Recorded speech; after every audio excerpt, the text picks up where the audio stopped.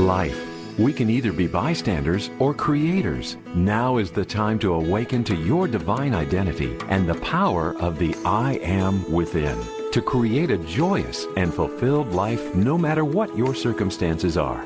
There are answers to life's big questions, and there is a spiritual path that you can walk in this modern world that leads to soul liberation and ascension. In this dawning age of Aquarius, we're called upon to manifest the light of the mighty I Am presence to the world. Hello, everyone, and welcome back to the Fellowship Chronicles. I hope you're having a marvelous day, because today we're diving into the fascinating life and spiritual legacy of Paul the Venetian, an ascended master who's all about love, beauty, and creativity. We'll explore his spiritual retreat, his role in history, and how he's still inspiring artists and seekers today. So, who exactly is Paul the Venetian? Well, he's an ascended master who oversees the third ray of divine love, which is the color pink. His etheric retreat, the Château de Liberté, is located over southern France along the Rhône River. You can think of it as a cosmic art school where souls go to learn about beauty, culture, and divine expression. Paul's all about using art and culture to uplift humanity. The Ascended Masters teach that culture is a gateway to higher consciousness. It helps us connect to deeper spiritual truths in a way that resonates with our hearts. So let us keep that in mind as we see so many changes in the cultures of the world. Culture is a gateway to higher consciousness. Paul's journey spans several lifetimes, and in each one he had a major impact on art and culture. Back in Atlantis, he was in charge of cultural affairs and even planted the Liberty Flame in Peru, which later inspired the beauty of the Incan civilization. In ancient Egypt, he worked as a master of esoteric architecture alongside El Morya, helping build the pyramids. But his most famous life? He was Paolo Veronese, a brilliant Renaissance artist born in 1528 in Verona, Italy. Veronese changed the game in art.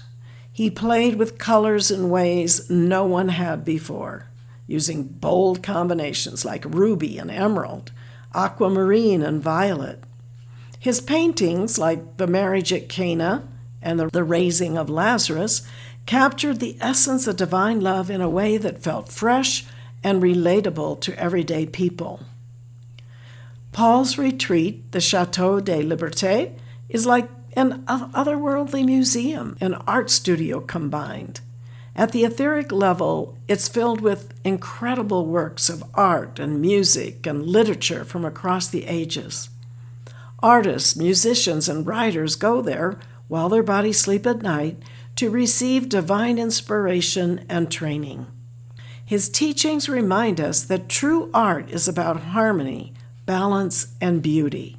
It's not just about creating something nice to look at. It's about shaping the consciousness of society for the better.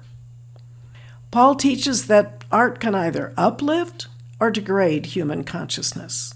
He's not a fan of chaotic, abstract modern art that lacks harmony and meaning. Instead, he believes true beauty reflects divine love and serves a higher purpose. One of his students was Norman Rockwell, the famous American illustrator that most of us are familiar with. You may be familiar with Rockwell's paintings that capture heartwarming moments of everyday life, scenes filled with humor, humility, and love. Paul guided Rockwell to show the Christ presence in people through simple yet powerful imagery. Paul's influence isn't limited to the arts.